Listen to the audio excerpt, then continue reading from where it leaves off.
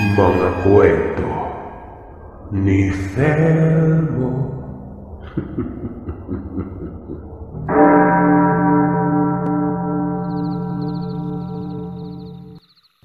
Tawagin niyo na lamang po ako sa pangalang Nicole. Napasulat ako para sana bigyang buhay ang kwento ng aking nanay Jessa. Nangyari ang lahat ng ito sa lugar nila nanay sa May Leyte, sa bandang Matalom. Taong 1988. Bali para mas maganda pakinggan, rekta tayo sa pangalan mismo na Jessa. Nasa 19 na taong gulang ng mga panahon na ito si Jessa. Dalagang dalaga, may nanunuyo sa kanya. Nakilala lamang ni Jessa sa May Bayan banda. Makalipas lamang ng 1 linggo ay naging sila na. Pangalanan natin ninyong Owen. Alam ng mga magulang ni Jessa ito gawa ng bumibisita yung lalaki. Simpatiko, mabait din. Kaso nga lang walang tiwala ang kapatid niyang babae. Iba umano makatitig. Para bang may gagawing hindi maganda. Oo at mabait makitungo pero may pagkakataon umano na napakawirdo. Parang manyakis. Tumatawa lamang si Jessa. Baka inggit lamang daw ito. 3 magkakapatid sila Jessa. 2 babae at 1 lalaki nun. Panganay si Jessa. Ang sunod sa kanya gaya ng sinabi ko, 1 babae na pangalan na nating Sarah. Habang ang bunso naman si Rael. 2 buwan ang nakalipas. Dumalang bigla ang pagbisita nitong si Owen. Nakakapagtaka gawa ng araw-araw naman itong naroroon sa kanila. Bibisita sa hapon. Uuwi sa gabi. Kahit pa nasa bukid ayos lang sa lalaki. May motor din naman kasi ito at doon pinaparada sa may kalsada. Malayo ng konti ang kalsada. Maglalakad pa ng halos 20 minuto. Dito ay nagduda ang mga magulang. Baka kasi nakuha na umano ang gusto ng lalaki kaya naging ganon. Kinausap si Jessa pero syempre tumanggi ito. Wala umanong nangyari sa kanila. Hayaan na lamang daw si Owen. Baka nagkataong abala yon. Hanggang sa hindi daw dumalaw sa loob ng 1 linggo. Nabahala si Jessa. Oo at ipinaglalaban niya ito sa kanyang mga magulang pero sa pagkakataong yun, naubos ang kanyang tiwala. Baka umano may iba na itong kinagigiliwan ng mga panahon na yon. Kapansin-pansin noon ang pagiging balisa ni Jessa. Ang nanay niya na pangalanan nating Nanay Inday. Kinausap ang dalaga. Ang tatay naman niya sana ang kakausap pero tila usaping personal na kasi yun. Ay na nga, baka may ibang kinababaliwan. Ito din ay ayon sa nasa isip ni Jessa sa ilaw ng tahanan. Naiintindihan naman ng nanay at pinahuyuhan na wag na lang itong pagtuunan ng pansin. Buwat nang hindi lang naman nag-iisang lalaki sa mundo. Na may higit pa kay Owen. Bahala na umano ang reputasyon nilang pamilya. Bahala na kung anong masasabi ng mga kaanak nila. Batay kasi sa mga paalala ng kanyang mga magulang noong hindi pa nagkakaroon ng iniibig. Kung meron ng kasintahan at ipinakita ito sa mga magulang, lalo na sa mga kaanak, dapat yun na makakatuluyan. Nakakahiya daw kapag iba-iba eh. Marumi sa mga mata ng mga tao noong mga panahon na yon. Pero wala. Tila ba tataliwas na ito sa prinsipyo nila. Mga ilang gabi din na walang ayos na tulog si Jessa noon. Sobrang lalim ng nararamdaman niya sa lalaki. Kahit pa man wala pang nangyari sa kanila. Pero iniisip na kasi ni Jessa noon na baka ito na ang kanyang mga kasama. Mga kasama habang buhay kumbaga. Isang gabi, nung lumabas ng bahay si Jessa para magpahangin sa beranda nila, nagulat siya nang makita niya si Owen. Naroroon ito sa likod ng bahay nila. Nakatayo. Nanlilisik ang mga mata. Yung sakahan kasi yung lugar nila noon, Sir Seth. Nasa gitna sila ng sakahan. Malaking bahay pero nakaangat yung side sa lupa nito. Pagkababa dito ay naroroon ng kusina. Bali magkakaugnay lamang ito ng iisang bubungan. Sa mga sandaling yun, kitang-kita talaga ni Jessa si Owen doon sa may likod. Sa gilid lamang yun ng banyo. Bumaba siya ng bahay. Lumapit pero bigla umanong naglaho. Yun bang naglakad ng ilang mga hakbang tapos boom, wala na. Sinipa talagang maigi ng dalaga ang lugar. May ilaw naman doon sa bahay pero wala talaga. Bumalik siya sa beranda. Tinatanaw niya ulit hanggang sa nakita niya na naman ito. Pero sa pagkakataong yon ay doon na sa may poso nun. Napapaisip si Jessa. Hindi kaya maligno ito at nagpapanggap lamang na si Owen. Nakatitig yun sa may silid kung saan yun yung silid ni Sarah. Silid nilang dalawa. Nasa likod yun banda. Kung sakaling si Owen ito, di ba dapat sa kanya nakatitig yun? Tinawag niya ito. Pero pagkatapos niyang sangbitin yun, nawala na naman. Ano ba yan? Ba't ang ingay mo naman dyan sa beranda, Jessa? Gabing-gabi na eh. Ano bang ginagawa mo diyan? Gusto lang ng sabihin ni Jessa sa kanyang ina ang nakita niya. Pero pinili niya nung ilihim ito. Baka kasi isipin pang nababaliw na siya noon. Sabi niya na lang wala. Naglalabas lamang ng sama ng loob. Bumalik siya sa silid nila noon. Nasa higaan si Sarah. Itong si Jessa sa sahig na tutulog. Malit lang kasi ang catering ito. Matanda lamang ng 2 taon si Jessa sa kapatid niyang babae. Samantalang yung bunso naman ay nasa 13 taong gulang. Binuksan niya ng bahagya ang bintana. Pumapabor ito sa kung saan makikita noon si Owen. Pagkasilip niya, nanlaki ang kanyang mga mata. Naroroon na naman ito. Doon lang sa may poso. Kaparehang posisyon kanina at nakatitig talaga ito sa silid na yon. Tinatanaw niya lang, minamatyagan niya sa kung ano ba ang gagawin nito. Pakiramdam niya talaga, elemento umano yon, lalo na sa lugar nila na may mga kababalagan talagang nangyayari. Halimbawa nun may tiyanak. Ang nakakita nito ay yung tatay Adonis niya. Tapos yung kapitbahay naman nila nakaanak lang tikbalang ang nakita noon doon sa may puno umano ng akasya.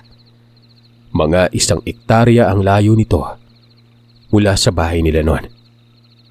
Habang nakatingin si Jessa dito, napapansin niyang umaatras. Dahan-dahang dumadapa sa lupa. Gumapang daw yun palayo. Kumpirmado. Lamang lupa nga umano. At kumpirmado din na totoo pa lang talaga ang mga ito. Ayon sa nakikita ni Jessa noon. Hindi talaga siya nakatulog sa kakaisip dito. Mas lalo siyang hindi nagkaroon ng maayos na tulog. Paano ba naman kasi? Nakikita niya yun gabi-gabi. Hanggang sa hindi na siya nakatiis. Sinabi niya ito sa kapatid na babae. Nawika pa niya noon, lagi niyang nasisilayan ang wangis ni Owen sa likod. Pero naniniwala siyang lamang lupa ang nakikita niya. Sigurado ka ba ate? Nangangayayat ka na Baka iba na yan. Baka dahil sa pagpupuyat mo kasi nga alam ko naman na hindi ka halos natutulog eh. Hayaan mo na si Owen. Yan tuloy kung ano-ano na yung naiisip mo. Nakakakita ka na rin ng mga bagay na pakiramdam ko hindi naman totoo. Sabi ni Sarah. Nagalit si Jessa. Giniit niyang totoo ang mga nakikita niya at hindi daw siya baliw. Hanggang sa nalaman na pati ng mga magulang ang sitwasyon noon. Buong pamilya na nila. Labis na nag-aalala ang mga ito. Napayuhan si Jessa na magpatingin sa doktor. Sasamahan siya ni Nani Inday. Pero nayamot lamang si Jessa. Bagay na pinagalitan siya ng kanyang tatay Adonis noon. Huwag daw magpakahibang sa isang lalaki. Tanggap na nila na hindi na magpapakita si Owen. Hinilamos na nila ang kahihiyan noon sa mga kaanak. Pero hindi nila matatanggap na magkakasakit si Jessa dahil lang dito. Tandang-tanda ito ni Jessa. Araw pa ng Lunes, umaga. Tumatanggi ang dalaga na dalhin siya sa doktor. Ano naman umano ang gagamutin kung wala siyang sakit? Basta hindi siya magpapatingin sa mga espesyalista. Hindi na lamang pinilit pa ng mga magulang pero kinagabihan na bigla na lamang nagpakita si Owen. Hindi ita sa likod. Bumungad ito sa may beranda. Galante umano ito tingnan. Nagmano pa ito sa mga magulang ni Jessa. Nagalit si Tatay Adonis pero nagpipigil lang. Pero hindi pinaiwas ang binata noon sa mga umuulang katanungan na bakit hindi nagpapakita. Bakit ngayon lang? Saan ba umano nagpunta? Kung may problema ay dapat sasabihin nang hindi sila mag-isip ng hindi maganda. Nagkasakit po ako. Yung mga huling araw na pagpapakita ko dito, masama na po yung pakiramdam ko noon. Tinamaan po ako ng dengue. Nako. Ayan naman pala. Jessa, ngayon alam mo na kung bakit wala si Owen ha? Malinaw na ba? Ito kasing si Jessa Owen hindi napapanatag. Tingnan mo nangangayayat na sa kakaisip sa'yo. Hindi nakakatulog Tapos kung ano-ano na lamang yung nakikita. Maiwan na namin kayo dyan sa beranda ha. Kumain ka na ba? Tumango si Owen. Tapos na daw siyang kumain. Dun lang banda sa pinagparkingan niya ng motor nun. Nagkausap sila ni Jessa. Humingi ng tawad si Owen sa dalaga. Pero si Jessa ang labis na nanghingi ng kapatawaran dito. Tama naman ang kanyang ama na kung ano-ano na lamang ang iniisip pero ang kinahantungan ni kaibangan lang yon. Hindi din nagtagal si Owen. Mga 2 oras ay umuwi din kagad ito. Sa mga sandaling yun ay kampante si Jessa. Maging ang buong pamilya. Pero pagsapit ulit ng malalim ng gabi, nakita na naman ni Jessa ang wangis ni Owen sa likod ng bahay. Kung noong nakaraan nililisik lamang ang mga mata. Pero ngayon, para bang pumangit ang mukha niya. Mahaba umano ang baba. Malaki ang bibig at ang itim na mga mata. Nakayuko ng bahagya. Nakadipa ang kamay na parabang lulusob ito anumang oras nun. Nasa silid lamang si Jessa. Abot langit ang pagkatakot ng dalaga. Kahit anong kipat niya sa kanyang mga mata, yugyug sa ulo. Pero naroroon pa rin ito. At sa pagkakataong yun ay tumaliwas na ang paniniwala ni Jessa na isang lamang lupa. Aswang ang nakikita niya noon kung hindi siya nagkakamali. Hanggang sa kwento niya lang naman umano naririnig ang aswang. Pero kung anong pagkakalarawan doon ay tila nagkakatugma sa kung anong nasisilayan ng dalaga. Dahan-dahan siyang gumilid at naupo sa higaan. Ginising niya si Sarah pero hindi gumigising yon. Tinatapik niya ang balikat. Kulang na lamang ay sabunutan ng kapatid pero hindi pa rin magising-gising. Ipapaalam niya sana dito pero tuluyang naputol ang kanyang pagkabagabag. Sakaling makita ito ni Sarah, ang ibig sabihin ay hindi guni-guni ang lahat. Pero ayun nga, ayaw gumising ng kapatid niya. Napakahimbing ng tulog nito. Humihilik pa. Nagtungo ito sa may sala. Naroroon naman si Rael. Ito na lamang ang ginising niya sa mga sandaling yon. Kagad naman itong bumangon. Nagpupungas pa ito at nagtanong kung ano daw ang sadya ng ate niya. Sumunod ka sa akin. Dali, doon tayo sa ibaba. Sa may kusina banda. May ipapakita ko sa'yo. Si ate naman Gabing-gabi na mamaya Yun na namang kabaliwan mo. Naku. Yamot na yamot si Rael. Nakasunod ito noon kay Jessa. Mungkahi pa ng dalaga. Diretso sa baba para daw mas malinaw ang ipapakita niya.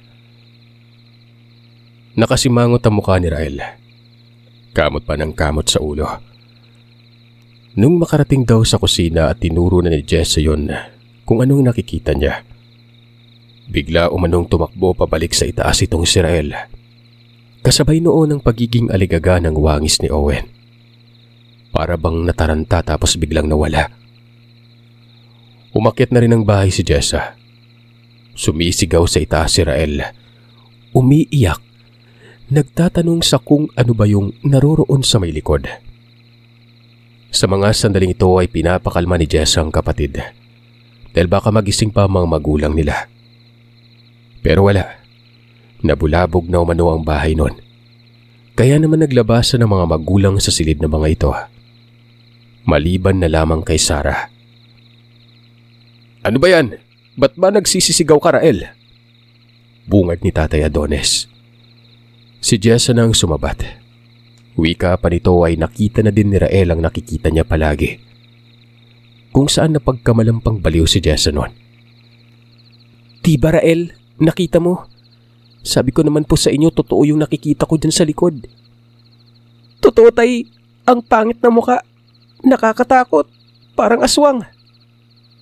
San banda? Diyan di ba? Hinday, bantayan mo nga dito, bababa lang ako. Bumaba nga ng bahay nila si Adonis noon. Ang kanilang nanay Inday ay nakasilip sa may bintana. Habang si Jessa naman ay yakap-yakap noon ng kapatid na bunso. Patuloy pa rin ito sa pag-iiyak. Namumutla si Rael. Maya-maya ay sumigaw ang kanilang ama na para bang may tinataboy. Sumilip na rin si Jessa. Doon siya sa silid nila. Si Tatay Adonis ay nasa may unahan, doon sa magkakasunod na puno ng niyog. Ilang mga sandali lang ay bumalik ito na pawisan. Nakita niya umano ang nakita nila Jessa. Nasa puno ng niyog, sa itaas, pero bigla na lamang umanong naglaho. Galit na galit ang kanilang Tatay Adonis. Bakit daw sila inaaswang? Ano ba umano ang sadya noon? Sa pagkakaalam niya, ang aswang buntis lang ang dahilan kung bakit ito nanggagambala. Isinara ang pintuan, maging ang bintana nun. Matapos ang lahat ay kinausap si Jessa. Nagtanong ang tatay sa kung may nangyari ba sa kanila ni Owen. Baka kasi buntis ang dalaga. Umiling si Jessa. Sinagot niya na ang mga katanungang ito nun. Kahit nga umano halik sa labi ay hindi pa nangyari. Sa pisngi oo, pero yung mga masiselan na gawain na ng mag-asawa, wala pa. Ang nakapagtataka dito, tulog pa din si Sarah. Hindi na lamang ito ginising ng pamilya. Naroroon lamang sila sa sala nun, maliban na lamang sa kapatid na babae. Nakatulog muling si Rael maging ang kanyang nanay Inday. Pero itong si Tatay Adonis at si Jessa, gising at nakikiramdam at paulit-ulit na sumisilip sa bintana. Itong si Sarah ay ganoon pa rin umano ang posisyon sa pagkakatulog. Nakatagilid tapos may sa pagkatuwid ang mga paa. Sinubukan niyang gisingin ulit pero nag-unat lang ito ng mga kamay at bumalik pa din sa pagkatulog. Ganoon pa rin ang posisyon. Napapailing na lamang si Jessa. Doon pa lang niya nakita ang kapatid na ganun kaimbing ang pagkakatulog na parang tulog mantika. Bumaba ng bahay si Jessa. Pasado 2:00 na umano ng mga sandaling yon. Kinuha niya ang flashlight. Inilawan niya doon banda sa likod ng banyo. Hanggang sa ganoon na lamang ang panlalaki ng kanyang mga mata. May nakita siyang nakadapa. Napakaitim nun. Pusturang tao. At yung mga mata ay umaamag na parang mata ng pusa. Tinawag ni Jessa ang ama. Bumaba naman ito. Nakita din ang nasisilayan niya noon. Sabi ng Tatay Adonis, hayaan lang daw. Bukas ay ipapaalam niya ito sa kilalang albularyo. Kung matagal na itong nakikita ni Jessa sa likod, malamang ay may kakaibang motibo yon. Yan ay kung totoong hindi buntis si Jessa. Malaman bukas sa oras na may albularyo na. Napakabagsik. Kung sakaling lalapitan ko yan, pwedeng sunggaban pa ako. Malakas yung aswang, Jessa. Nakala ko kanina na hindi totoo ang mga nakita nyo kaya sinuri ko pero Ganyan ang nasilayan ko. Basta mabilis yan. Dagdag pa ng Tatay Adonis, ikalawang beses niya nang nakakita ng aswang. Pero ito umanong nasa kasalukuyan. Kakaiba. Dahil yung nakita niya dati, tao lang na may mahabang buhok nun. Ngayon, parang impakto. Ubod pa ng itim. Bumalik sila sa may taas. Hindi nila ginising sila Nanay Inday at Rael. Matataranta lamang ang mga ito. Hanggang sa bigla umanong umungol si Sarah noon. Kasabay nito ang pagkalampag ng higaan. Dali-daling nagtungo ang mag-ama. Kumakampay daw ang mga kamay ni Sarah. Tapos itong mga paa ay nagwawala. Pero ang mga matay nakapikit. Binabangungot. Ginising ito ng kanilang Tatay Adonis. Biglang kumalma yun at natulog lang. Ayon kay Jessa ay bumalik pa rin sa kung anong postura nito habang natutulog. Wala naman silang ginawa dito. Natutulog lang eh. Pero pagsapit ng umaga, nagulat ang lahat noon gawa ng yung posisyong yun. Ganun pa rin. At sa pagkakataong ito, hindi humihinga si Sarah. Tama kayo nang narinig, Sir Seth.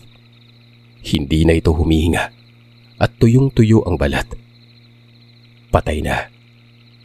Umalingaw-ngaw ang iyakan nila nun.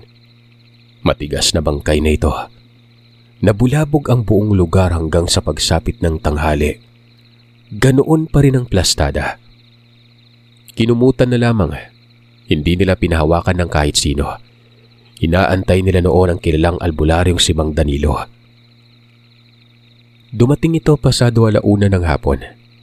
Naroroon din ang ilang mga kaanak na naghahanda sa anumang gagawin sa bangkay. Sinuri ni Mang Danilo ang labi. Nagulantang ang lahat ng sabihin ni Mang Danilo na, "Hindi ito yung anak nyo. Ilusyon lang ito. Tulungan nyo ako. Ilalabas natin ito. Kapag natamaan ng araw, makikita natin kung ano talaga. Basta sa paniniwala ko at gamit na din ang saklaw sa karunungan, hindi ito tao." Maraming tumulong. May nagsabi pa nga na idaan sa bintana gawa ng ito daw ang pinakamabisa.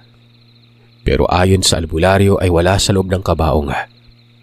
Kapag nasa loob umano ng kabaong sa bintana. Pero ito umanong kaganapang ito. Ibibilad sa araw ng mga 10 minuto. Silang pamilya kita ang pagtataka sa mukha. Mugto ang mga mata at kinakabahan. Nadala ang labi sa labas. Nilapag, saka palang inalis ang kumot nun. Ilang sandali ang nakalipas. Sa maniwala man kayo o sa hindi. Si Sarah, unti-unting nagiging katawan ng isang puno ng niyog na inaanay. Bulok na kahoy. Lahat ng mga tao doon ay gulat na gulat. May nahimatay pa. Kasama na ang kanilang Nanay Inday. "Kayong lahat, galugarin niyo ang lugar. Ninakaw ang dalaga. Sana naririyan lang yan sa paligid. Sana buhay. Aswang ang kumuha. Yawat ng aswang na ito. Dati ko pa inaaktuhan pero napakailap. May reklamo na rin sa kabilang lungsod pero hindi ganito. Bangkay yun, ninakaw ang bangkay na nasa kabaong." Nagpulasan ng mga tao. Maging sila Jessa noon ay tumulong sa paghahanap. Galit na galit ang kanilang ama. Nagwawala ito tinataga ng itakang lupa habang patungo sa may sakahan. Mga kaanak ang umasikaso sa nahimatay na Nanay Inday. 2 yung hinimatay. Titong si Nanay Inday at yung pinsan niyang babae din. Si Rael nakadungaw lamang sa may beranda. Umiiyak at nilalagnat pa. Buhat ito ng matinding pagkatakot kagabi. Idagdag pa dyan ang mga kaganapan ngayon. Nagkalat ang mga tao. Ultimong ang mga kapitbahay na hindi nakaanak. Tumulong din yon. Ayon sa kwento ay napakalawak ng lugar na ginagalugad.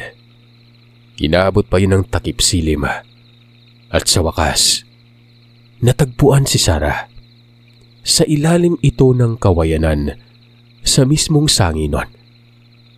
Alam niyo naman siguro kung anong sangi, di ba? Natutulog lamang daw si Sarah.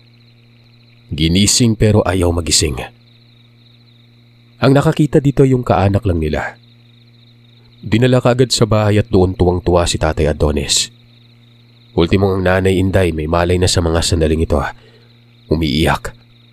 Nagpapasalamat sa Panginoon at sa nakakita. Hindi pa nakakabalik sila Mang Danilo. Gabi na ito nang magpakita kasamang ilang kalalakihan. Mga bandang 8:00. Kaya pala natagalan sila gawa ng hinahabol nila ang aswang. Doon daw ito sa may sangi. Patungo mismo doon sa palayan. Sabi naman ni Tatay Adonis na sa may itaas banda nakita si Sarah. Siguro yung sangi na sinasabi ni Mang Danilo. Sa may sapa na ito. Nakita na palang anak ninyo. Kung ganon, ngayon sana kakainin yan. Pero nagkataon na naroroon tayo. Sabi ni Mang Danilo ay umakyat ito ng bahay. Naroroon si Sarah sa silid ng mga magulang. Ayon sa albularyo ay bukas pa daw magigising si Sarah. Mabisa ang ginamit na lason dito ng nilalang. Napagplanuhan ng maigi. Kagabi marahil daw hindi na itakas ng mas malayo ang katawan. Buhat ng may maraming tao kasi doon sa kabilang nayon. Bispiras ng kapistahan at nag-aalangan ng aswang. Naniniwala si Mang Danilo na doon banda ang daanan ng aswang noon. Nagtataka nga lang siya kasi nga patungo ito sa kalsada. Kung hindi siya nagkakamali, ito talagang aswang na dati pa niyang tinutugis. Ang aswang na tagabayan ng Matalom. Nag-iwan ng mga payo ang albularyo. Huwag lang daw malilingat. Kung maaari bantayang maigi si Sarah. Dahil babalik at babalik ang aswang nun. Kapag may balak daw ang isang aswang ay talagang pinagsisikapan itong maisa katuparan lamang yon kahit pa dumaan sa maraming kabiguan. Hindi nadadala ang aswang. Dagdag pa ng albularyo, kung saan lagi itong namamataan ay maglagay umano ng mga sagabal doon. Mga kagingking o sanga-sanga ng kawayan. O kung hindi naman kaya, magsiga doon banda. Walang ibang lugar na pwepwestuhan ng aswang kung hindi doon lang talaga. Ito mga sinasabi daw ni Jessa na kamukha ng kanyang kasintahan. Huwag daw ipagtakayan kasi nga magaling talagang magbalat kayo at magkubli ang isang aswang. Minsan na nga nasaan yung hayop pa ito. Umuwi ang albularyo at sinabing babalik siya bukas. Susuriin niya lang si Sarah kasi maaring magkaroon ito ng sakit nun. Basta't paniwalaan daw siya dahil bukas ay magigising ito at magtataka pa. Walang nagbigay komento. Ultimong yung mga taong nasa bahay din nakaanak lamang ng pamilya. Walang mga sinabi yon. Hanggang sa nagsiuwian na rin ang mga ito. Nagbilin lamang na magsabi kaagad kung babalik ang aswang kasi nga handa silang tumulong. Pagkaalis ng mga tao at sila na lang doong pamilya. Dumating naman itong si Owen. Nagtataka pa yun nang masilayan silang balisa. Walang ano-ano namang sinabi kaagad ni Jessa na may nangyari na sa kanila. Dinukot ng aswang si Sarah at nagkagulo talaga at mabuti na lang at nakita ito. Ang sabi naman ni Owen, papanong nagkaroon ng aswang sa lugar? Matagal naman na siyang dumadalaw dito. Malalim na gabi pa itong umuwi tapos wala naman siyang namamataan nun. Pero sa kabila ng mga katanungang yon, ang pagkibit-balikat lamang ang naging pagtugon ng pamilya. Totoo pa lang talaga ang nakita ni Jessa, Owen. Kamukha mo daw. Hindi kaya ikaw yun yung aswang dong? Ano ka ba, Adonis? Narinig mo naman ang sinabi ni Danilo, di ba? Na magaling magbalat kayo yung aswang. Kung ano-ano na lamang yung lumalabas sa bibig mo. Ay, Dong Owen, ba't sa ganitong oras ang pagdalaw mo? Malalim na gabi na, oh. Naisipan ko lang po. Umalis din naman kasi ang mga magulang ko eh. Ako lang mag-isa sa bahay. Kung pwede, dito na lang ako matutulog. Sakto at makakatulong po ako sa problema nyo. Tumango si Nanay Inday. At sinabing, ayos lang. Wala namang naging komento ang padre de pamilya. Napangisi si Jess sa gawa ng sa kauna-unang pagkakataon. Doon pupuslit si Owen at magkakausap sila nito ng matagal. Pasado 9:00 ng mga panahon na ito. Noon pa lang sila naghapunan. Si Owen gaya ng dati ay hindi ito kumakain. Lagi na lang sinasabi na tapos na daw siya. Basta matapos kumain na nagpaiwan si Jessa sa may biranda. Tinitigan lamang siya ng kanyang ama. Ang titig na ito ay isang pahiwatig na wag padalos-dalos sa lalaki. Ngumiti lang si Jessa. Nagkausap sila. Yung paksa ay yung mga nangyari. Napapansin ni Jessa na parang hindi napapakali si Owen. Naiisip niya noon na baka gusto daw itong bumira sa kanya. Lalo na't silang dalawa lang tapos ang pamilya niya. Nasa silid na kasama si Rael. Binabantay ang maigi si Sarah. Maya-maya nagpaalam si Owen na uuwi na lang siya. Napabusangot ang mukha ni Jessa noon. Mali siya ng akala. Ang nasa isip niya ay kahalayan. Pinigilan niya si Owen. Ang sabi ng dalaga ay wag uuwi at doon na lang. Pwede naman silang matulog doon sa kabilang silid. Itong si Jessa, sir, game na daw talaga eh. Gusto nang ipagkatiwala dito kay Owen yung... Alam niyo na. Hindi kumibo si Owen. Napakatahimik nito. Napakalikot ng mata. Walang ano-ano ay inawakan ni Jessa ang kamay. Akma niya na sanang hahalikan ng lalaki.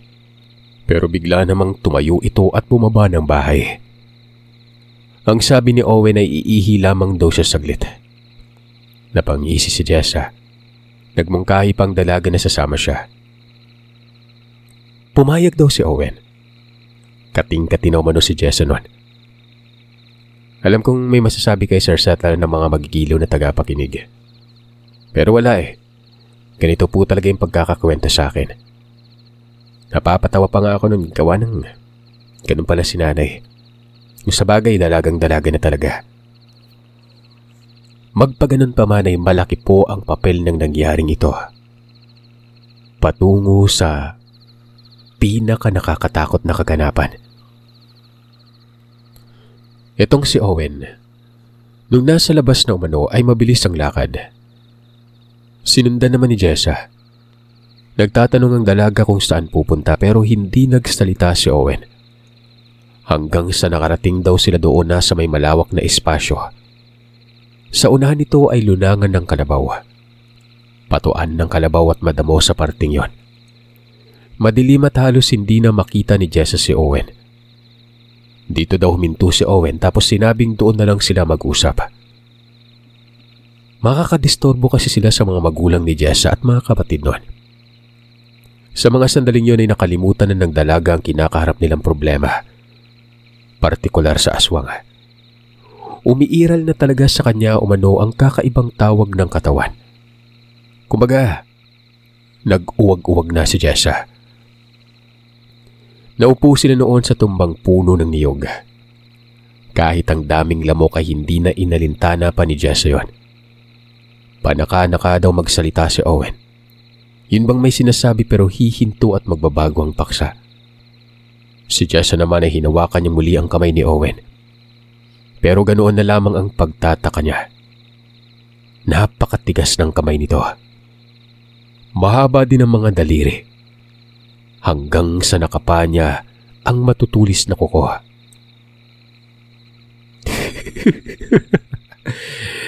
Epektibo talaga ang kayuman na may kasamang lason. Ngayon, kahit pa magsisisigaw ka, walang makakarinig sa'yo. May ginawa ako. Bukod pa dyan ay malayo din ang lugar na ito mula sa bahay niyo. Hangal ka ba o sadyang nababaliw ka lang? Yung nasisilayan niyo sa likod ng bahay niyo. Ako yon. Hindi ako makapaniwala na nakikita mo ako. May ginawa ako pero nakikita mo pa rin ako eh. Siguro dahil ito sa nararamdaman mong pagmamahal. Nababasag ang pangtago ko. Gulat na gulat ang dalaga sa mga sinabi ni Owen noon. Sumigaw siya pero napakahina ng boses niya namumutawi sa bibig niya. Naninigas din ang katawan ni Jessa. Hindi siya makagalaw. Hindi niya alam pero ganoon talaga ang nangyari. Napapaluha na lamang siya noon. Pakiwari ni Jessa ay kakainin siya nitong si Owen. Tumayo daw si Owen. Muling nagsalita. Ayon dito ay hindi daw si Jessa ang nawiwilihan niya. Si Sarah. At ibang klaseng pagkawili. Hindi ito yung tipong gusto ang babae. Gusto niyang maging panglamang tiyan si Sarah noon. Kung nakinig ka lang sa akin kanina, Jessa, hindi ka sana mapupunta sa lugar na ito. Pero malakas ang gayuma eh.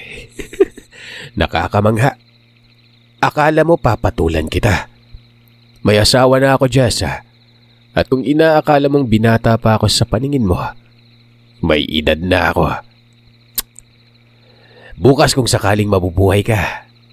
Pero wala ka na sa katinuan. Pasensya na pero hindi kita type. Nasa kapatid mo yung marka ko ha. At siya ang bala kong kunin sa pamilya niyo. Matapos magsalita ni Owen, umalis ito ng walang ano-ano. Kahit anong gawin ni Jessa ay hindi talaga siya nakakagalaw. Nangungugat na lamang siya sa kakasigaw noon pero napakahina ng boses na napapakawalan niya. Kitang-kita niya yung bahay nila. Parang posporo na lamang ito kaliit na nasa layo niya mula doon. Itong si Owen ay hindi niya nasisilayan. Naglaho na lamang ito bigla. Ayon kay Jessa ay nagdadasal daw siya noon na sana'y walang mangyari sa kapatid niya. Sinisisi niyang kanyang sarili. Ni hindi niya man lang pinaghinalaan si Owen.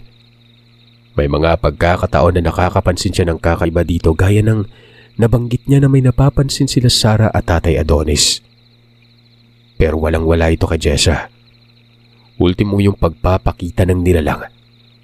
Inisip niya pang isang lamang lupa nung una. Tapos naging aswang na. Mantakin niyo hanggang sa mga puntong yon.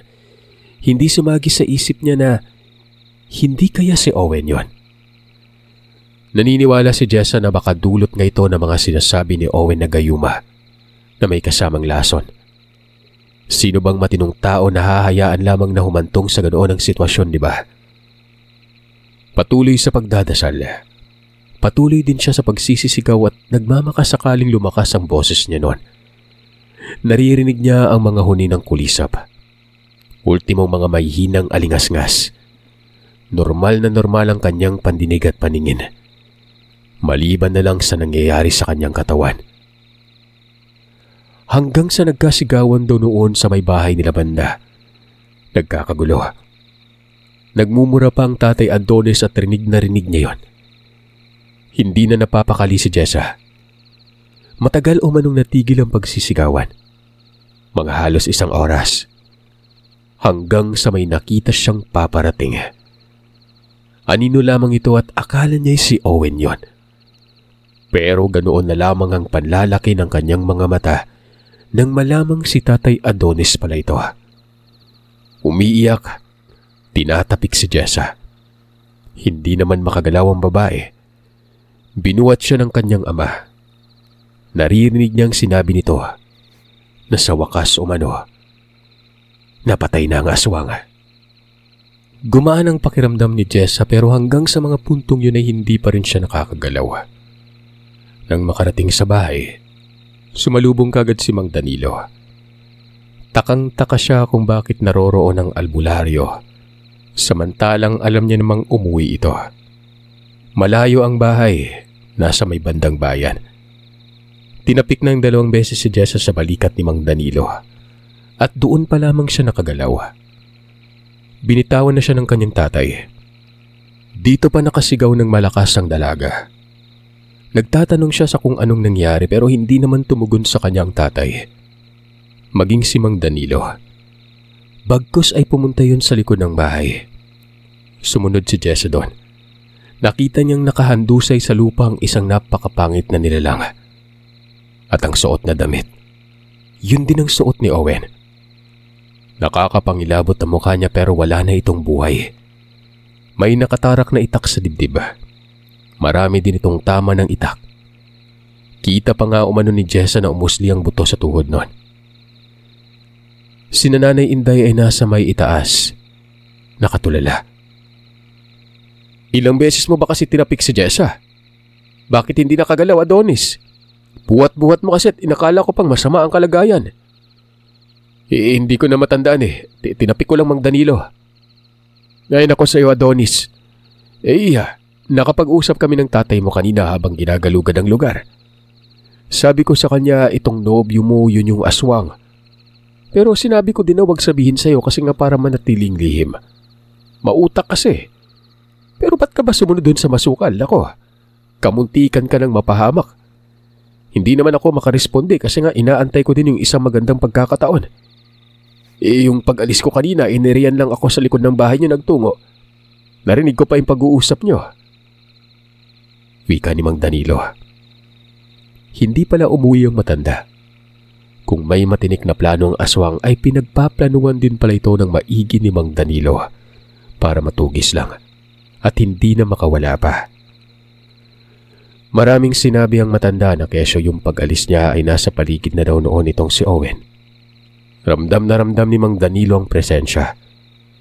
Bukas pa naman sana siya uuwi pero sinadya niya sa mga sandaling yun na umalis. Pero magtatago lang pala. Napansin naman siguro ni Jessa yung biglaang pagdidesisyon ng albularyo na aalis na. Nasa kalagitan ng tensyon at hindi ito gagawin ng isang matinong albularyo ang ganon. Babantayan talagang maigi si Sarah. Gagamutin pa nga dapat yun eh. Magigising naman ito sa kahit anong oras kapag ginamot niya. Pero yun na nga. At dahil sa alam ng aswang ang sistema ng lugar ay minabuti niyang iparamdam sa nilalang na mangmang si Danilo. Para daw maging kumpiyansa ito. Kinabahan ako ng gusto eh. Akala ko ay nadali ka na anak eh. Pero noong sabihin ni Danilo na ligtas ka ay napanatag ako. Pero ayan na. Patay na. Pagkabungad sinunggaban na kaagad ni Mang Danilo. Bumaba na noon si Nanay Inday. Yumakap ito kay Jessa.